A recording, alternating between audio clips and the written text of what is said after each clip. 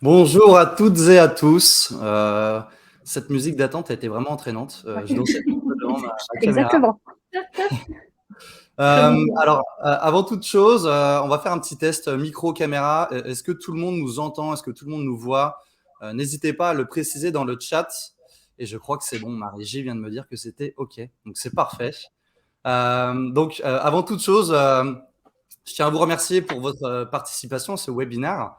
Donc organisé par TIGA, donc un événement qui intervient durant la semaine du petit product, une semaine qui a pour thématique, la découverte du monde du produit, avec un objectif, c'est lancer sa carrière dans le produit. Voilà, donc tous ces webinaires-là ont ce même objectif qui est voilà, lancer sa carrière dans le produit. À savoir que si vous avez des questions durant notre live, n'hésitez pas à les poser dans le chat.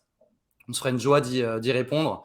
Bon, je dis on, mais moi, je vais pas du tout répondre à vos questions. C'est vraiment nos oratrices qui vont répondre à ces questions-là. Donc voilà, je vais me présenter très rapidement. Nicolas Langin, Product Designer chez TIGA, du coup. Et donc, en mission actuellement chez Agicap. Alors aujourd'hui, on a le plaisir d'accueillir 3 oratrices que je vais laisser se présenter. Et donc, on va prendre par exemple Alexia au hasard. Veux-tu te présenter du coup à notre Oui, audience? bien sûr. Oui, bien sûr. Déjà, bonjour à tous et merci Nicolas aussi de me faire participer à ce webinaire. Donc, je suis Alexia et je travaille en tant que Talent Acquisition spécialiste au sein de Sendinblue depuis le début de l'année. Pour mon background, j'ai à peu près 3 ans d'expérience en recrutement dans particulièrement des startups. Et effectivement, aujourd'hui, je prends en charge les recrutements produits, plutôt product management chez Sendinblue et je travaille aussi sur d'autres recrutements au sein de l'équipe également. Et bonjour à tous encore. Super. Qui veut prendre la main pour la petite présentation? Tu vas, Charlotte, ou je vais? Vas-y, Anaïs, vas-y. Du coup, enchantée tout le monde, ravie de vous voir si nombreux et nombreuses. Du coup, moi, c'est Anaïs. Je suis Talent Acquisition Manager chez Dailymotion. Je suis chez Dailymotion depuis environ 4 ans et demi. Le temps passe. Et j'ai environ, je pense maintenant, 6 ans d'expérience dans le recrutement, tech et produits au global. Je te laisse la main, Charlotte. Bonjour à tous, du coup moi c'est Charlotte, je suis cofondatrice de l'agence Pachamama qui est spécialisée en product management. Et notre spécialité du coup notamment, c'est l'accompagnement des product managers à des moments clés de leur carrière de les aider à y voir beaucoup plus clair sur notamment le marché du recrutement, la jungle du recrutement produit, parce que c'est plus de ça dont on parle. On en parlait avec Alexia et Anaïs d'ailleurs juste avant. Et de les aider justement à un peu plus on fait voir la valeur qu'ils peuvent avoir au regard du marché et les mettre en relation quand les critères peuvent matcher avec des belles boîtes comme Dailymotion ou Sendinblue. Voilà. Ok, je pense que là, vous l'avez compris, on va parler recrutement hein. Ce soir, on va pas parler cuisine ou autre, on va vraiment parler recrutement avec un objectif finalement sur ce talk-là, c'est répondre à toutes vos questions concernant le recrutement et plus particulièrement le recrutement produit. Voilà, on est là pour ça aujourd'hui. Il y a d'autres objectifs, bien évidemment, c'est vous donner des clés pour préparer ou bien pour arriver en entretien sereinement. Voilà, c'est vraiment l'objectif final de ce talk. Donc, on parle de préparation et on pourrait peut-être commencer avec cette thématique de la préparation.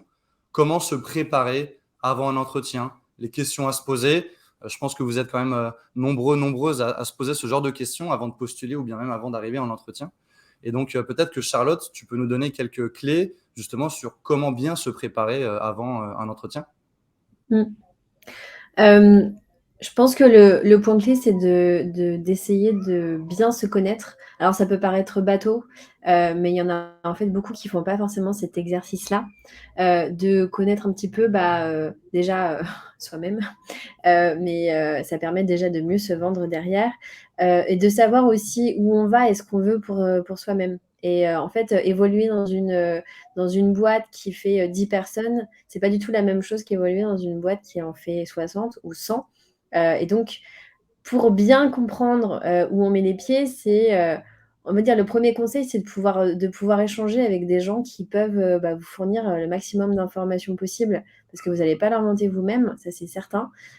Donc vous entourez et n'hésitez pas aussi à solliciter des gens que vous ne connaissez même pas. Mais LinkedIn est un très bon outil pour ça, il y en a d'autres potentiellement, mais des recommandations d'amis, de collègues, etc. Mais allez-y, posez des questions. Les gens sont toujours hyper enclins en plus déjà à donner des conseils, à parler aussi de leur expérience. Donc voilà, faut juste un petit peu oser et puis bien se préparer aussi. En fait, sur on va dire le marché, savoir un petit peu quel type de secteurs sont plus enclins à être propices à l'apprentissage pour vous si vous êtes en début de carrière.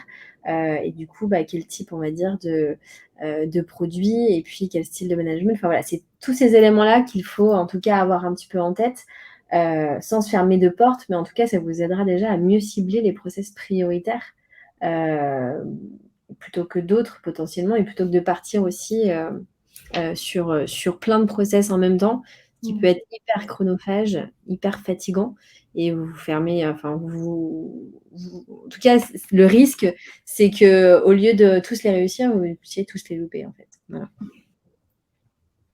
Ouais, je comprends. C'est vraiment se poser les bonnes questions.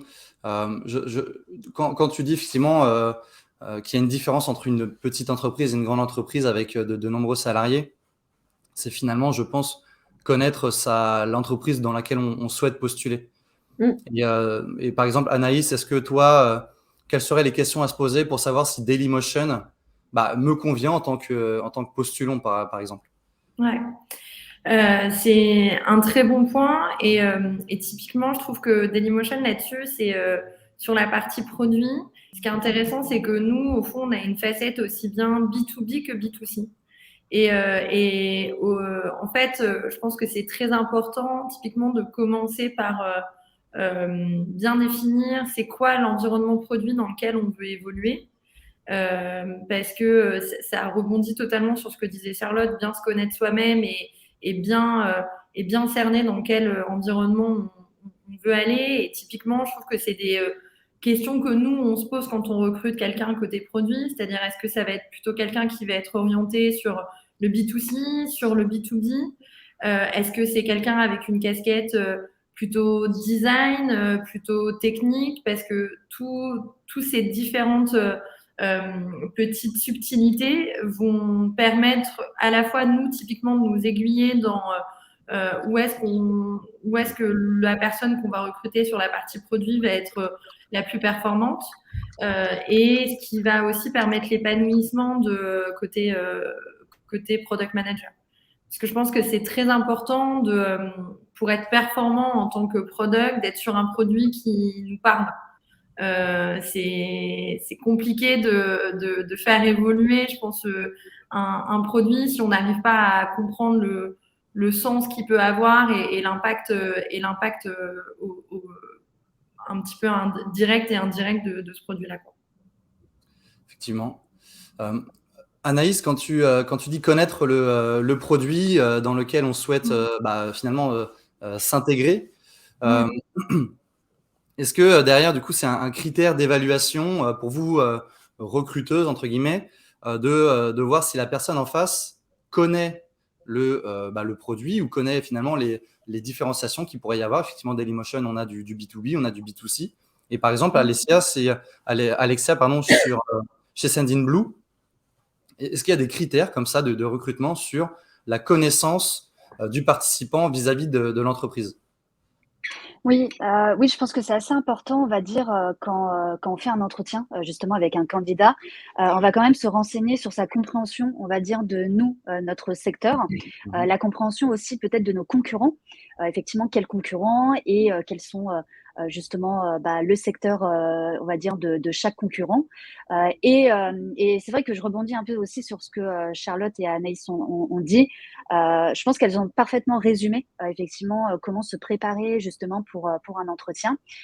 Et ce qui est aussi important, on va dire, ce que j'aimerais aussi ajouter sur ce côté-là, il faut aussi que le candidat en fait se pose la question dans quelle équipe produit je souhaite évoluer. Est-ce que c'est une petite équipe produit? Est-ce que c'est une équipe produit qui va être plus grande, plus grosse? Le budget aussi alloué au produit, puisque c'est pas le même budget partout, en fonction des entreprises, bien sûr.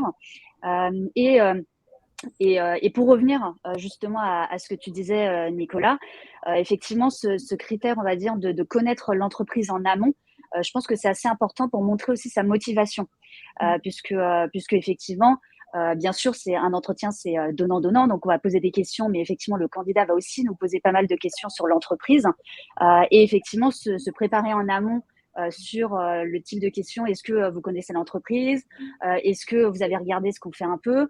Est-ce que vous connaissez notre produit? Est-ce que vous êtes utilisateur? Puisque effectivement, nous, moi, j'ai des personnes qui sont candidats et qui utilisent notre plateforme effectivement au quotidien. Donc, je pense que oui, c'est un des critères qu'on évalue nous. Après, effectivement, si on a une personne qui connaît pas du tout le secteur, on va lui expliquer en premier entretien. Mais je pense que pour la suite du process, donc deuxième et troisième entretien avec l'équipe, c'est important quand même de se renseigner un peu plus après. Ok. Donc, ouais, il y a vraiment cette connaissance du produit, ne pas arriver les mains dans les poches, les yeux bandés en entretien. C'est toujours mieux, effectivement, de savoir où est-ce qu'on met les pieds. Alexia, tu disais que c'était du donnant-donnant. Et ça, j'aime bien cette tournure de phrase que tu as utilisée. Est-ce que peut-être Charlotte ou Anaïs, vous pouvez rebondir là-dessus pour me dire ce que vous pensez finalement de ce qu'est pour vous le donnant-donnant en entretien ou bien même dans un process de recrutement? Oui, parce que c'est clair qu'il ne faut pas oublier que on se recrute mutuellement en fait. Et donc vous aussi, vous recrutez, on va dire, les boîtes dans lesquelles vous passez des process. Et on a tendance à l'oublier quand on est candidat, surtout au démarrage, quand on est plus jeune. Alors, plus on est aguerri et plus effectivement on commence à avoir une posture un peu différente. Mais au démarrage, c'est vrai que on a envie de trouver souvent rapidement. C'est moins facile qu'après quand on a un peu plus d'expérience. Mais quand même, en fait, c'est aussi la première expérience qui va lancer votre carrière, qui va en fait peut-être, alors c'est pas non plus tout dédramatiser, hein, mais c'est là-dessus que vous allez vous appuyer pour la suite potentiellement. Et donc du coup, c'est important de pouvoir. Je reviens un petit peu aux critères parce que finalement, sans avoir une liste hyper exhaustive, c'est quand même important d'avoir quand même une bonne base. Et c'est cette base-là qui va vous permettre aussi de préparer des questions à poser. On voit beaucoup de candidats où on dit est-ce que vous avez des questions à poser, qui disent non, ça va, tout va bien, tout est clair.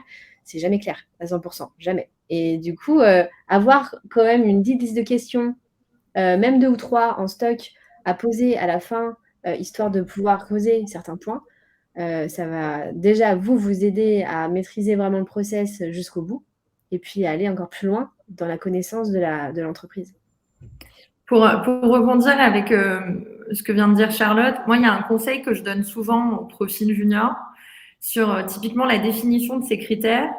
Je trouve que c'est souvent parfois plus facile quand on est junior de définir déjà des anti-patterns. C'est-à-dire qu'est-ce que je ne veux surtout pas retrouver dans la boîte où je vais travailler, sur quel produit je me sens pas du tout alignée et donc je veux surtout pas travailler.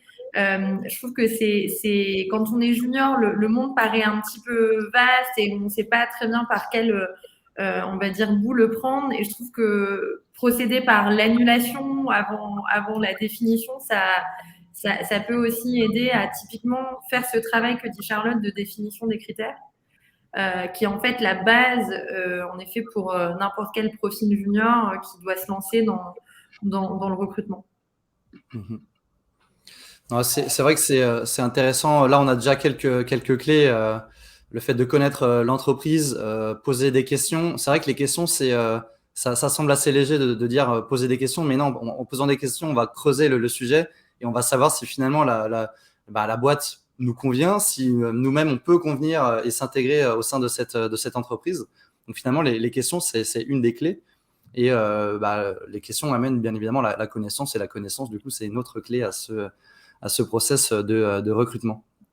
Et alors, ce qui pourrait être intéressant là pour notre audience, c'est peut-être, en parlant de process de recrutement, c'est peut-être nous nous illustrer chez Pachamama, chez Dailymotion, chez Sendinblue, vos processus de recrutement. Par quelles étapes peut passer le candidat au sein de ces trois entreprises? Je ne sais pas si Alexia, tu veux peut-être commencer à nous expliquer ce qui se passe chez Sendinblue.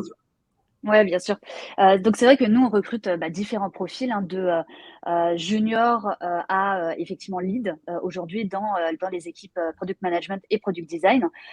Et pour la partie plutôt product management, pour des postes effectivement de lead, on va faire un premier entretien de coup RH, donc un call de 30 minutes pour effectivement connaître le candidat, savoir ce qu'il recherche, pour que ça matche aussi avec sa recherche à lui et ce que nous, on recherche pour le poste en question.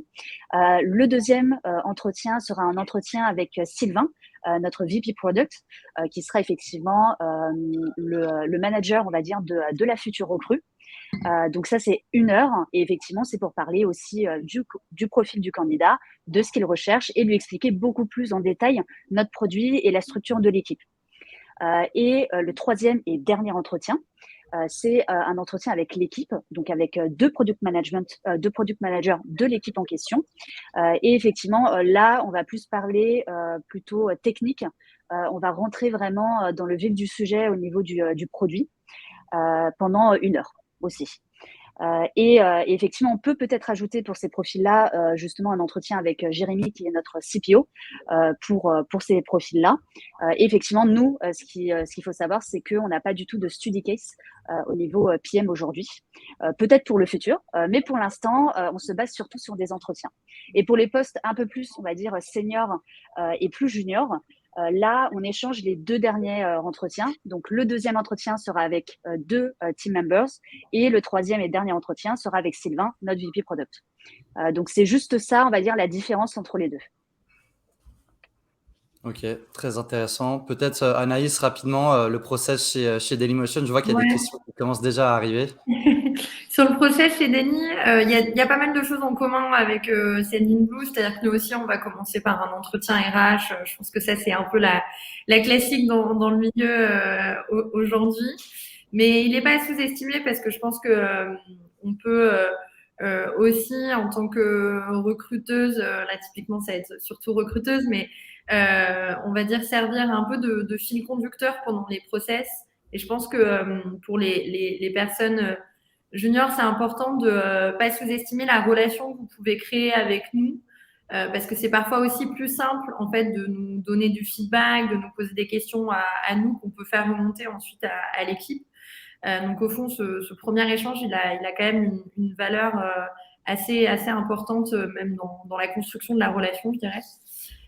Et après, chez nous, on a aussi un premier entretien qui va être d'environ 45 minutes, 1 heure avec le ou la hiring manager du poste en question. Et après, nous, on va toujours fonctionner en effet avec un study, un use case à préparer à la maison.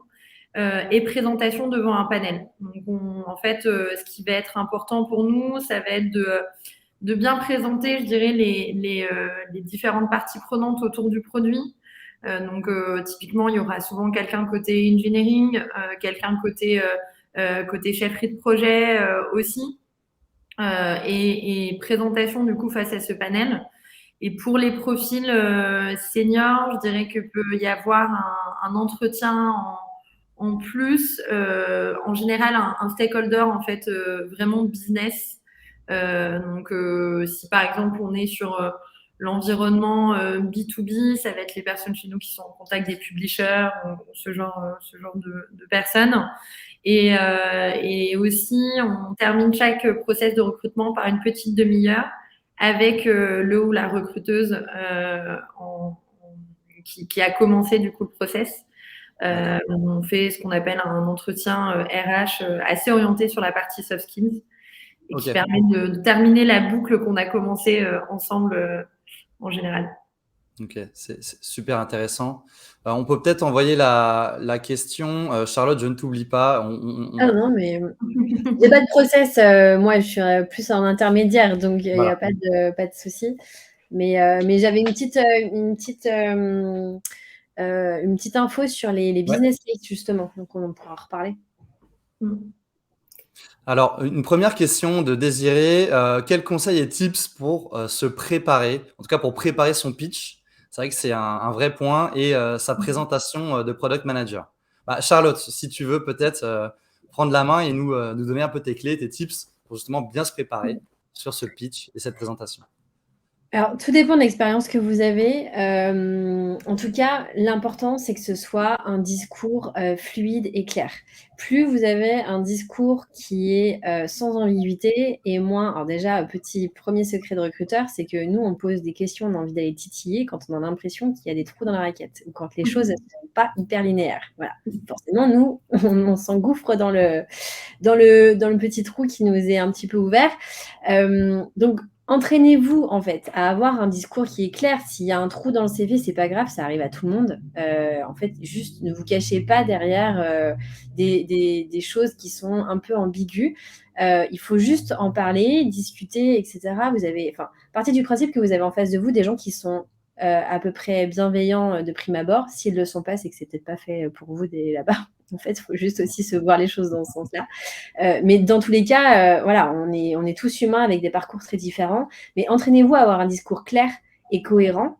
Et si vous avez peu d'expérience, c'est pas grave. Enfin, vous arrivez toujours à quand même aller chercher on va dire la valeur ajoutée de votre parcours, que ce soit dans les études, que ce soit dans des expériences extra étudiante ou extra-professionnelle. Enfin voilà, oui. On a tous fait des choses dans nos vies. Si vous n'en avez pas fait, c'est que vous avez vécu dans une grotte. Alors, c'est possible aussi, mais dans ces cas-là, il est temps d'en sortir. Mais dans tous les cas, il y a toujours moyen de pouvoir construire un discours, de se dire voilà, pourquoi je veux être PM, qu'est-ce qui fait que j'en suis arrivée là. Et si vous êtes en reconversion, c'est encore mieux parce que vous avez un terrain de jeu énorme dans ce que vous avez fait auparavant. C'est pas parce que vous n'étiez pas PM avant qu'il n'y a pas des choses qui sont justement transposables dans le métier. Au contraire, c'est un métier tellement riche qui demande tellement de compétences différentes qu'il y a forcément des choses auxquelles se raccrocher. Donc, construisez votre discours, quelque chose de clair, limpide, que vous pouvez en tout cas balancer, j'allais dire, un petit peu à toutes les sauces, mais que vous maîtrisez bien et que vous pouvez ensuite adapter à l'entreprise avec laquelle vous postulez.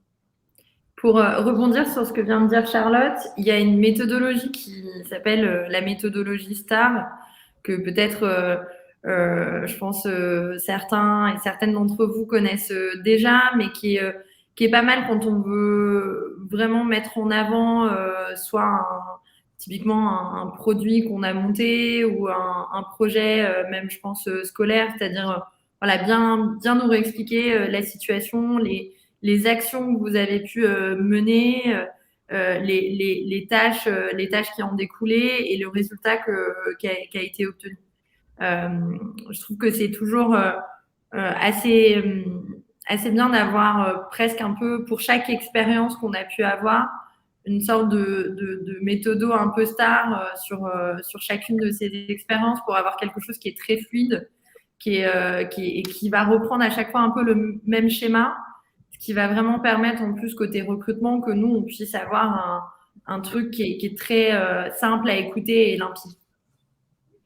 Et juste une chose effectivement pour rebondir aussi. Effectivement, je pense que aussi l'impact, parler d'impact dans sa présentation est super important. Alors, il y a deux types effectivement d'impact que nous recherchons. Donc, l'impact que la personne a eu sur la structure, donc sur l'entreprise en elle-même et sur l'équipe. Et le deuxième impact, c'est l'impact que la personne a eu sur le produit. C'est-à-dire effectivement les features qu'elle a mis en place sur nous, c'est sur notre plateforme, mais quel a été l'impact justement sur les utilisateurs, que ce soit des utilisateurs nouveaux ou déjà existants. Donc je pense que l'impact en général c'est assez important, on va dire, de notre côté. Il faut absolument, je pense, en parler dans la présentation. Préparez des chiffres et même des chiffres hyper simples. Mais il y a forcément, même si vous avez des trucs un petit peu bateaux, mais vous pouvez même en fait même les placer dans votre CV ou profil LinkedIn. Mais les chiffres, c'est parlant. Et puis on a toujours à un moment donné eu de l'impact. Mais c'est une très très bonne remarque parce que d'autant plus sur des métiers de product, on parle beaucoup de data et de l'approche data, etc. Mais en fait, ça veut dire aussi ça, c'est de savoir aussi, en fait, utiliser les chiffres à bon escient. Et du coup, utiliser les chiffres pour prendre une décision produit, utiliser voilà, donc les chiffres et puis aussi la donnée qualitative. C'est vrai. Donc là, je pense qu'on l'aura compris. C'est déjà savoir se présenter, avoir bien évidemment un esprit de synthèse et savoir présenter les différentes missions que l'on a menées à bien ou pas d'ailleurs. On peut également faire une sorte de post-mortem, expliquer pourquoi ça s'est mal passé et quel a été notre impact également dans le produit, dans le projet. Donc c'est vrai que ça a l'air simple dit comme ça, mais finalement c'est voilà, savoir se présenter, être clair, précis et avoir bien évidemment cet esprit de synthèse.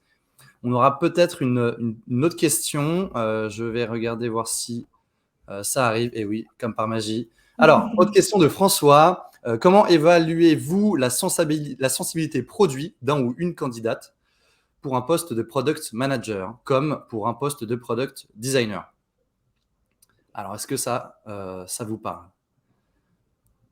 Je pense que ce qui va être important, c'est aussi peut-être de savoir qu'est-ce qui est au fond la sensibilité produit. Je pense que ce qu'on va regarder avant tout dans un process de recrutement, c'est la compétence. Donc typiquement, je sais que Charlotte, tu voulais préciser quelque chose sur les use cases, mais nous, sur les use cases, on va vachement regarder le cheminement, c'est-à-dire comment t'en es arrivé à faire ces recommandations-là, ce choix sur la partie produit. En fait, la méthodo derrière, plus que on va dire la proposition finale. Et donc, je pense que ça, derrière, c'est peut-être pas en effet la sensibilité produit que tu évalues, mais c'est aussi je dirais, l'adéquation entre la manière dont nous on travaille sur le produit et ta manière de travailler. Donc, je sais pas, je laisserai ensuite mes consoeurs répondre aussi, mais c'est compliqué, je trouve, de parler parfois de sensibilité quand on évalue aussi les compétences, quoi. Donc, je pense que les use cases, c'est plus là-dessus effectivement que la plupart du temps les boîtes évaluent. D'ailleurs, il y a tout un sujet sur les use cases parce qu'il y en a toutes les sortes. Il n'y a pas un seul modèle, hein. Il y a autant de la préparation à la maison qui va vous demander 6 heures. D'ailleurs, il y a un gros débat autour de ça parce que parfois ça se rapproche plus de l'exploitation qu'autre chose parce que vous fournissez un travail et voilà. Donc c'est aussi une façon d'évaluer la boîte, hein. C'est à quel point on va respecter aussi le travail que vous rendez et que vous fournissez. Donc il y a use case en préparation, il y a use case live. Dans tous les cas, même si c'est du live, il faut une préparation. Arriver avec des frameworks, avec une vraie méthodologie, comme disait Anaïs, c'est ce qui va vous sauver à tous les moments. C'est-à-dire que même dans les moments où vous allez déstabiliser, où vous allez avoir plus de mal à répondre, vous raccrochez justement à votre socle de base sur et le delivery et le discovery et tous les éléments qui vont tourner autour. Ça va vous aider justement à aller au fond des choses et à montrer en fait l'étendue de votre de sensibilité produit, mais finalement de votre approche et de l'univers que vous maîtrisez, quel que soit votre niveau d'expérience en fait. Et c'est vrai que je pense que ça dépend aussi, tu vois, du type de produit de l'entreprise aussi. Puisque effectivement, si on parle de sensibilité produit, c'est vrai que c'est une question, voilà, c'est assez, on va dire, générale. Et je pense que c'est totalement différent d'un grand groupe à une start-up, par exemple. Donc, je pense qu'il y a ça aussi à prendre en compte.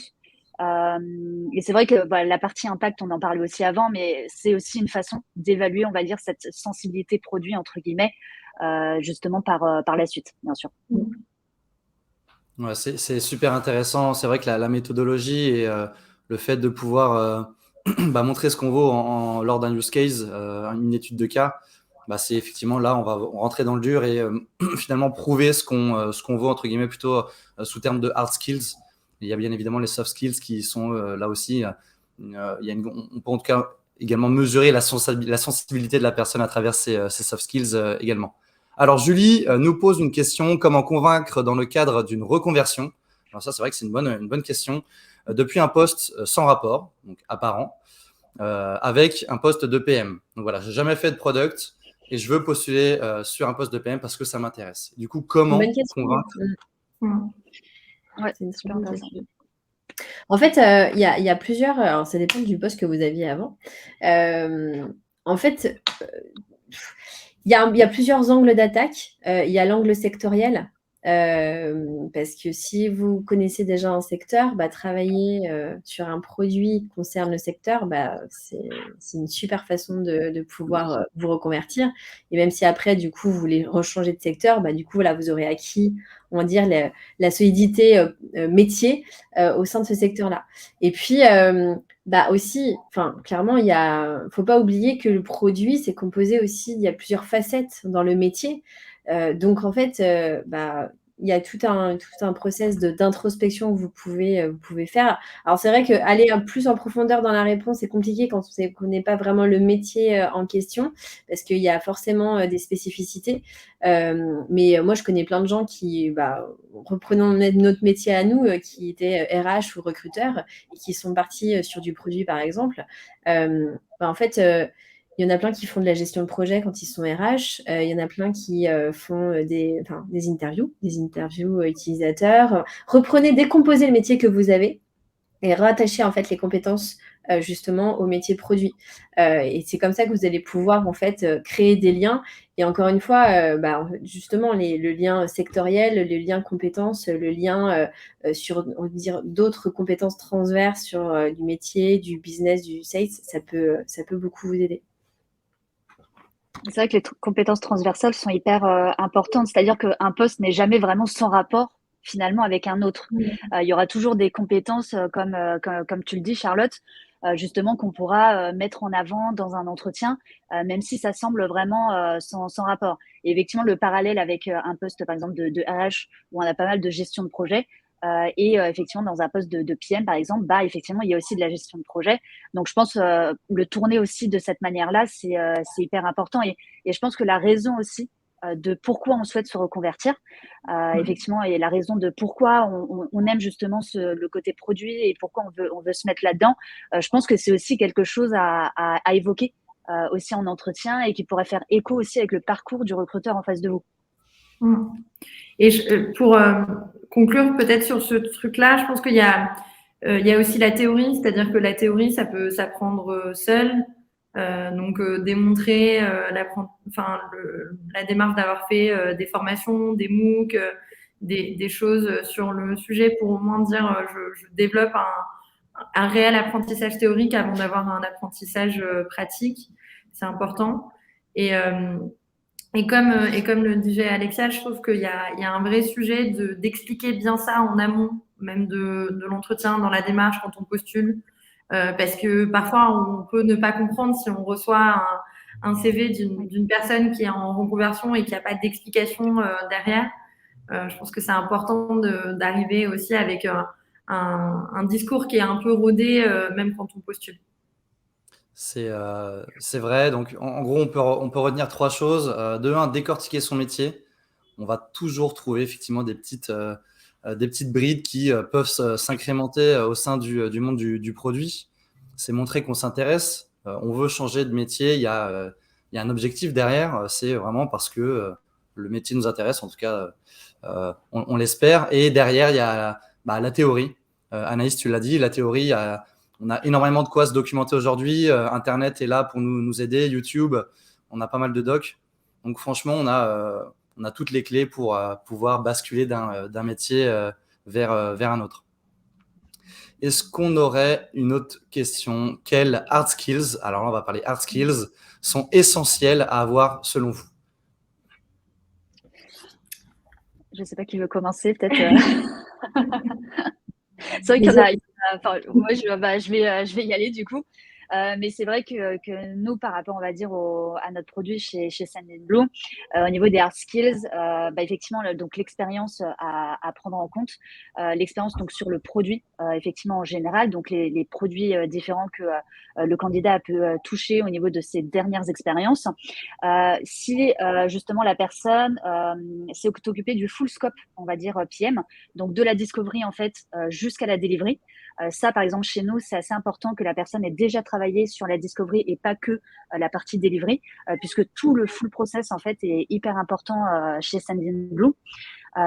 Et après, effectivement, que la personne soit vraiment centrée sur l'expérience utilisateur.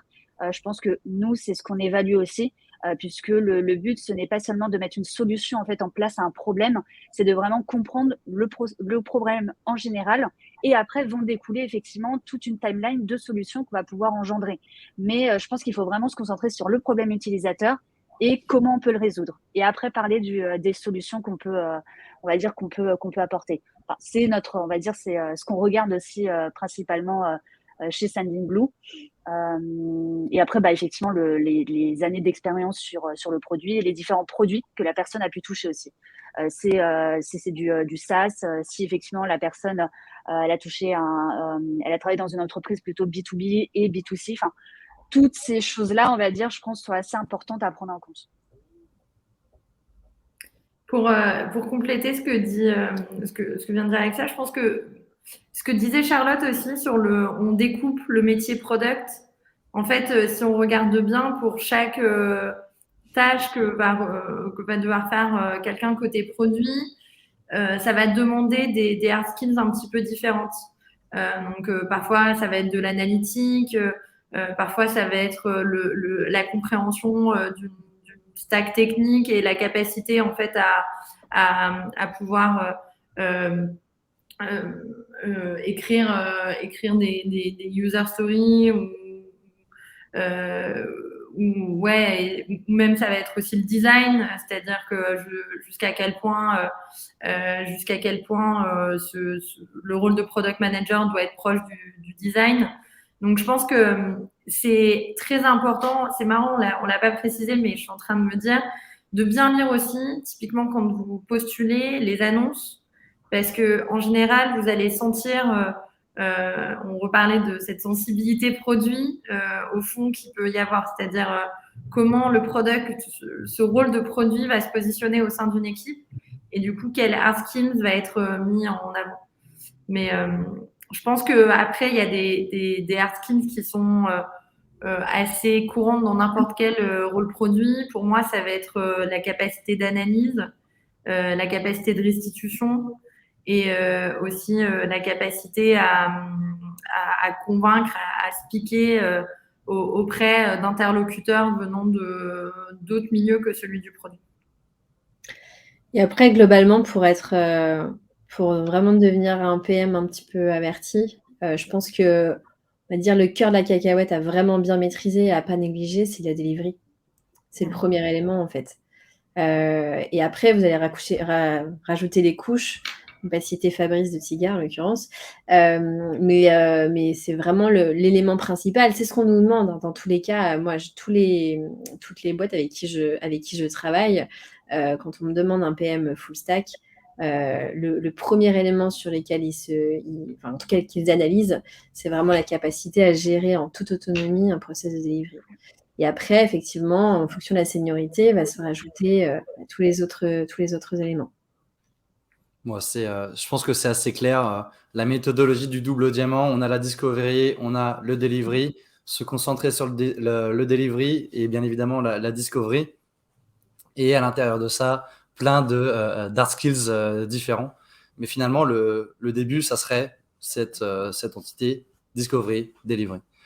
Question de Florent. Alors, on est plutôt sur une petite histoire. Avoir uniquement travaillé en startup. Donc, Florent, on a uniquement travaillé en startup au sein d'une équipe réduite et ayant été le seul product designer, peut-il être pénalisant si l'on cherche un poste dans une plus grosse entreprise, type Dailymotion ou Sendinblue? Ah, il y a une petite perche là, je crois. Mais en tout cas, question très intéressante, effectivement, de Florent.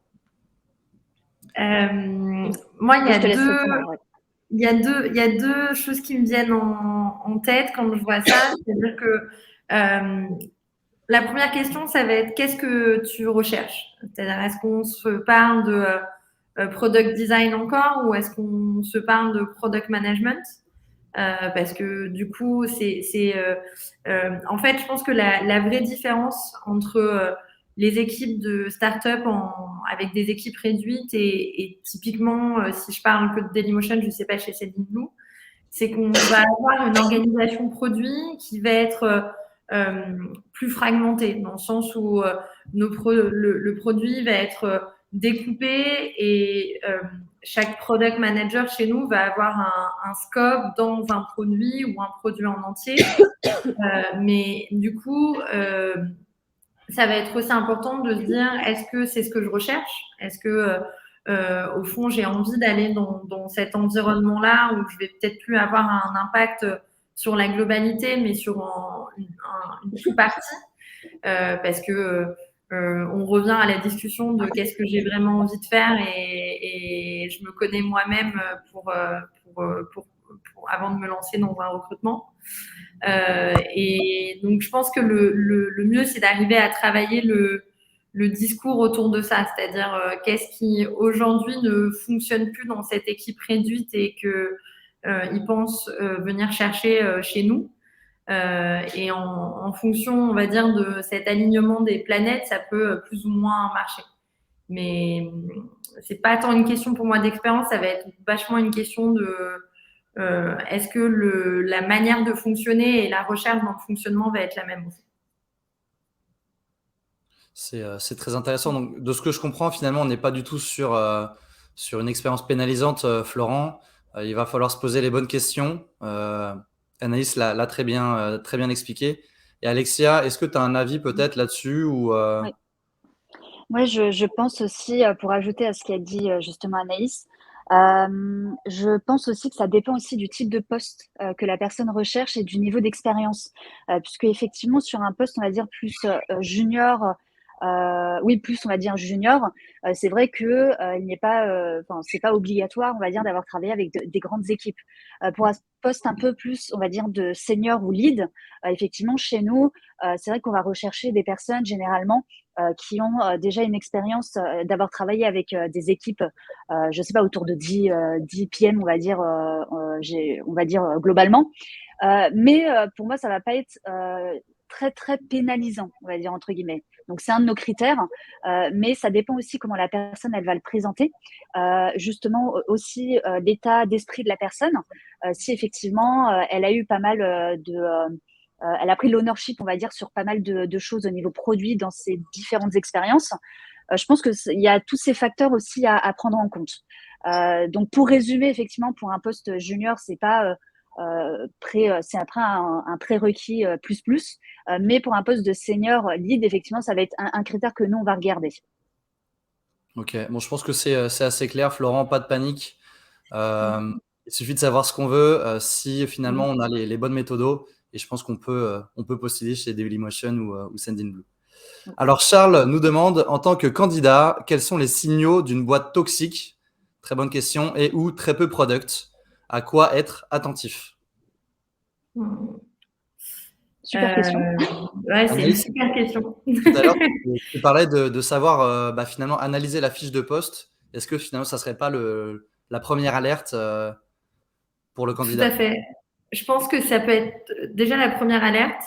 Je pense qu'aujourd'hui, il y a beaucoup, en plus on va dire, de médias qui sont à votre disposition pour aussi rechercher, on va dire, les avis sur la société. Donc, faut pas, je pense, hésiter à aller voir ces médias, même si bon, il y a toujours, c'est toujours un peu compliqué de savoir la véracité des propos derrière. Mais je pense qu'il faut pas aussi hésiter, par exemple, à aller chercher sur LinkedIn les personnes qui composent l'équipe produit pour se dire, ok, est-ce que c'est des profils avec lesquels je pense que je matcherai, même pourquoi pas aller leur poser des questions sur LinkedIn et demander un avis directement auprès de quelqu'un de l'équipe produit. Et je pense que ce qu'il faut être attentif, c'est aussi, c'est quoi nos critères, c'est quoi aussi ces critères? C'est-à-dire que Si on revient sur le début du talk où on disait l'importance de se connaître soi-même, au fond, ça va être quoi aussi ma définition pour moi d'une boîte toxique? Et du coup, de savoir, je pense, bien définir ces critères-là et après de pas hésiter aussi à poser les questions directement. C'est-à-dire que si le work-life balance est important pour moi, je pense qu'il faut savoir demander en entretien, OK, quelles sont vos politiques de remote, quelles sont les actions que vous mettez en place sur le work-life balance. Si c'est la diversité et l'inclusion, demander les actions qui sont mises autour de ça et pas hésiter en fait à avoir des retours un peu concrets sur ce que la société peut mettre en place autour de ces divers sujets. Je pense que il y a plein de questions qu'on peut poser en fait aujourd'hui assez naturellement en entretien. Il ne faut pas se poser de barrières là-dessus. C'est vrai tout ça. Donc peut-être pour résumer, tout d'abord, on a Internet. Allez effectivement checker un petit peu ce que disent les médias sur l'entreprise en question. Très bon point, c'est aller voir sur LinkedIn l'équipe, tout simplement, qui travaille dans le produit, l'expérience de ces personnes-là, voir un petit peu la maturité produit au sein de l'entreprise, savoir se poser les questions. Qu'est-ce que pour moi une boîte toxique, tout simplement, se faire un petit listing. Et derrière, poser les questions, bien évidemment, pour voir si ça corrobore ou pas. Est-ce qu'on a une question? Donc là, on a LinkedIn User. A-t-on besoin de compétences en UX, donc User Experience, en tant que Product Manager? Je pense que ça dépend aussi, en fait, ça dépend aussi du niveau d'expérience et du poste, je pense. Sur effectivement un poste, on va dire pareil, junior, on va pas demander des grosses compétences justement là-dessus. Je pense que le principal, on va dire, au niveau du process et de comment on va et au niveau de ces expériences, ces compétences-là, je pense qu'il faut comprendre, on va dire, le secteur et comprendre justement tout ce qui est UX, UI, mais tout en justement restant concentré aussi sur le fait que nous, on va demander principalement, on va dire, des compétences PM globalement, et on va demander justement aux candidats d'avoir une connaissance, on va dire, sur là-dessus. Mais pour nous, je pense que ça va pas être une compétence, on va dire, qu'on va évaluer comme une compétence vraiment PM, on va dire. Et je pense que ça dépend vraiment aussi du poste. Donc, si effectivement on est sur un poste de lead, là, effectivement, on va avoir besoin d'une personne avec plus de compétences sur ce sujet-là, puisque effectivement, ça va rentrer dans son scope. Mais après, voilà, pour des postes plus juniors, je pense qu'il faut parler plus de connaissances que de compétences à proprement parler. Je crois qu'on a une question de Romain qui finalement est dans la même thématique. On va vraiment parler de compétences, mais cette fois-ci plutôt pour le product designer. Donc pour un product designer en début de carrière, est-ce que c'est préférable de se perfectionner en UX UI, donc vraiment user experience et user interface, ou de creuser d'autres compétences un peu plus tech, de développement ou autre? Je te laisse répondre, Anaïs, parce que c'est vrai que moi, je suis plus sur PM, du coup. Je pense que il faut déjà aller se perfectionner sur des choses qui nous plaisent. Donc, c'est-à-dire que la dualité, là, typiquement UX, UI ou technique, faut déjà se dire, moi, qu'est-ce que j'ai envie de choisir, parce que aller se perfectionner sur la partie développement, si on n'a aucune appétence pour ça, je pense que c'est un peu récipe for failure. Donc, c'est pas quelque chose que je recommanderais. Après, je pense que on revient en fait aux questions du début, c'est-à-dire que sur quoi on a envie de se positionner. Donc, typiquement, si on veut vraiment être sur un rôle 100% product design, moi, je recommanderais d'aller en effet se perfectionner sur la partie UX, UI, parce que c'est très souvent demandé. Si l'objectif est en fait derrière ce rôle de product designer d'englober une vision produit beaucoup plus large et d'être sur un career path où l'objectif est d'être Chief Product Officer dans une boîte tech, en effet, les compétences tech peuvent être totalement un plus. Mais parfois, il faut presque se dire, c'est quoi le next step pour moi, même après là, l'expérience que je suis en train de rechercher, pour choisir le type de perfectionnement que tu souhaites avoir. Pour compléter, j'ai vraiment envie de revenir un petit peu sur le cœur de la cacahuète dont on parlait pour les PM tout à l'heure, mais à la limite, le meilleur conseil, c'est avant de vous éparpiller, mais vraiment maîtriser vraiment le socle de votre métier. Et en l'occurrence, sur Product Designer, maîtriser vraiment l'UX et l'UI. Et puis, voilà, si après, vous avez envie d'élargir la palette de vos compétences, allez-y. Bien sûr que ce sera toujours valorisé. Mais déjà, maîtrisez vraiment le métier et perfectionnez-vous vraiment sur toute la dimension. Sans négliger vraiment l'un ou l'autre, parce que si vous voulez vraiment être Product Designer sans être juste faire de la coloration de produits ou voilà, de faire de la palette, vraiment maîtriser vraiment tout le scope et perfectionnez-vous sur tous les éléments et après, effectivement, décliner ça sur d'autres types de compétences. Très intéressant. Donc, savoir se cantonner à nos propres compétences, les faire exploser finalement et derrière se poser les bonnes questions sur est-ce qu'on a envie de développer telle ou telle compétence et surtout pourquoi. Est-ce que derrière, sur notre futur emploi, on pourra du coup utiliser ces nouvelles compétences ou pas. Alors, François nous demande quelles attentes avez-vous à l'égard d'un ou une candidat qui vous fait part d'une expérience négative? Alors ça, c'est une super question. Quel est le meilleur moyen de le présenter, de la présenter selon vous? Super question. Ouais. Franchement, très bonne question. Et je pense qu'il faut être honnête. Alors, moi, c'est ce que j'aime. Alors, ça dépend peut-être des recruteurs, hein, j'imagine. Moi, je préfère qu'on soit honnête et qu'on me dise effectivement les raisons, on va dire, de cette expérience qui peut être négative, mais je l'appellerais pas une expérience négative à proprement parler, parce que pour moi, c'est une expérience qui s'est peut-être pas très bien passée, mais pour moi, une expérience est toujours positive. C'est-à-dire que la personne aura toujours appris quelque chose sur elle-même, quelque chose qu'elle ne veut pas, peut-être un type de management qu'elle ne veut pas non plus. Donc je pense que c'est pas, enfin, il faut pas la présenter comme une expérience négative entre guillemets. Mais je pense que c'est important, oui, d'être honnête et de dire, on va dire, enfin juste, voilà, la vérité. Et je pense que le recruteur en face de vous, il comprendra très bien vos choix justement là-dessus. Pour compléter Alexia, honnêtement, le meilleur conseil que je peux vous donner par rapport à ça, c'est de le transformer en apprentissage. Qu'est-ce que vous retenez de cette expérience-là, justement? Et qu'est-ce qui fait qu'aujourd'hui, potentiellement, vous êtes meilleur encore? Qu'est-ce qui a fait que vous vous êtes perfectionné sur tel ou tel point, etc. Et c'est comme ça que vous arriverez vraiment à le transformer en valeur, en fait. Franchement, j'ai pas grand-chose à rajouter.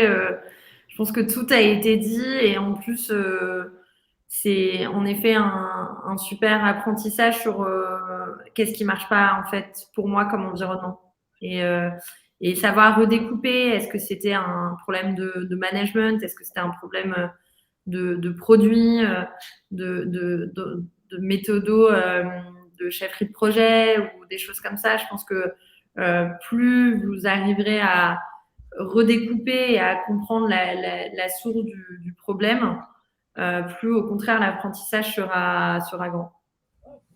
C'est vrai, ça. Donc, honnêteté à retenir et bien évidemment le fait de pouvoir s'appuyer aussi sur une mauvaise expérience, expliquer pourquoi, l'analyser. On parlait de post-mortem tout à l'heure, c'est vraiment pouvoir décortiquer ce qui s'est mal passé, entre guillemets, et en ressortir grandi tout simplement, entre guillemets. Je crois qu'on arrive à la fin déjà de ce webinar. C'est passé plutôt vite, je ne vais pas vous mentir.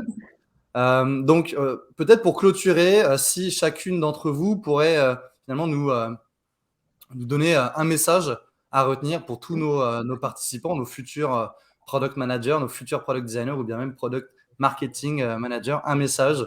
Anaïs, je ne sais pas si tu veux commencer pour ton message clé à retenir sur cette fin de webinaire.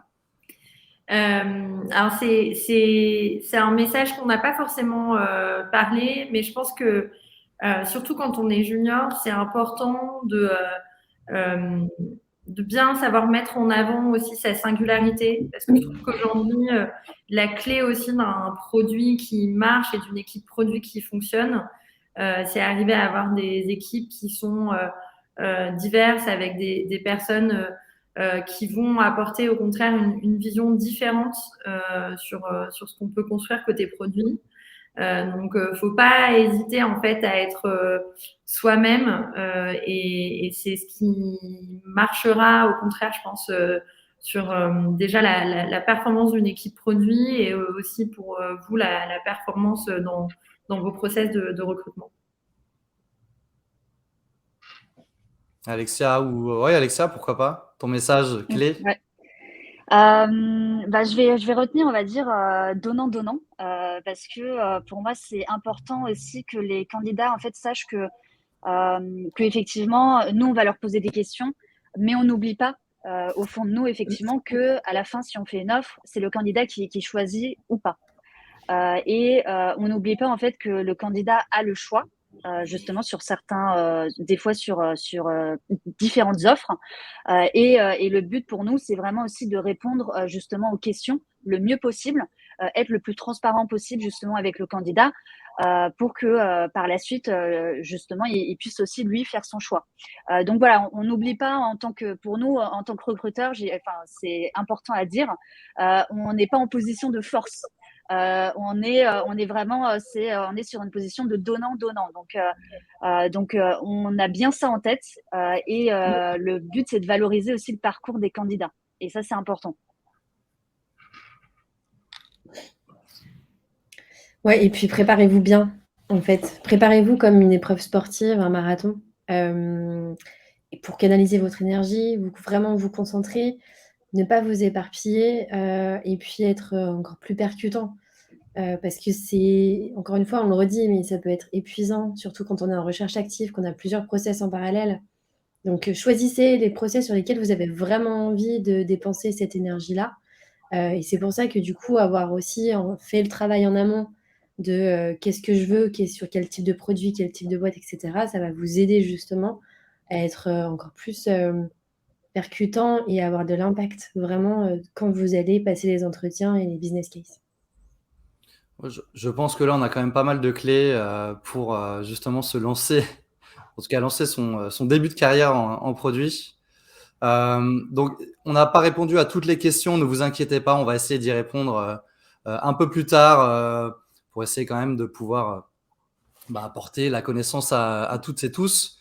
Pour vous donner un petit peu d'infos sur la suite de la semaine du petit product, demain soir, on a le dernier webinaire sur justement une thématique un peu plus axée product design, donc qui est du coup la place du product designer dans une équipe produit. Donc ça peut être intéressant effectivement de se poser la question du je suis designer et comment je vais évoluer dans cette équipe-là. Donc une équipe bien évidemment produit. Alors l'instant promo, vous pouvez bien évidemment retrouver tout le contenu TIGA. Si vous avez besoin de vous documenter, on parlait tout à l'heure de théorie, on propose justement tout un tas de contenus en lien avec le monde du produit, product management, product design, même product marketing manager. Donc la théorie, c'est important. Vous pouvez vous abonner à notre page LinkedIn pour justement essayer de retrouver tout ce contenu-là, ou bien même à notre tout nouveau compte Instagram, un moyen également annexe pour retrouver ce magnifique contenu en lien avec le produit. Alors, merci beaucoup à vous trois, Anaïs, Alexia et Charlotte. Ça a été un plaisir d'échanger avec vous. Vos conseils, c'était top. Votre énergie, pareil, était au top. Du coup, je vous souhaite une bonne continuation et à très bientôt, je l'espère.